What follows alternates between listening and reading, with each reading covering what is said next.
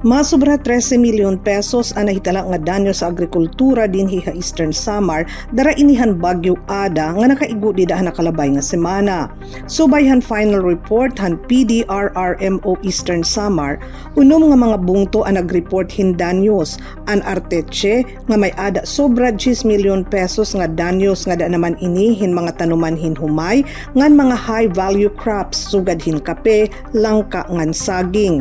Dito ha Dolores 116 hektaryas hinhumay ang nadistroso kundiin ang danyos inabutin 1.1 milyon pesos, hahipapad 1.6 milyon pesos ang danyos darahan kahibang hinihin 85 hektaryas hintanuman hinhumay.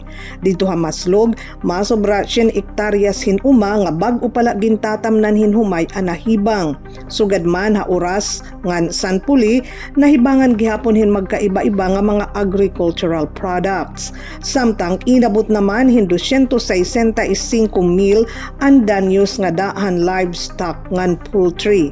Hayba naman nga bahin, tulo nga mga balay ang totally damaged, may ada 87 ang partially damaged. Hakabugusan, 183,316 katawo ang naapektuhan han bagyo Ada. Dara inihan sobra nga uuran nga naging kausa hin mga pagbaha ngani may ada gihapon mga landslides. 140 nga mga barangay sa siyam nga mga bungto ngan usa nga syudad ang naka-eksperyensya han mga pag-uran ngan babaha durot han bagyo Ada. Nanhatag naman hin relief goods ang mga local government units ngadtuhan mga apektado nga mga mulupyo pero may ada pipira nga nagkikinahanglan pa hindugang nga ayuda.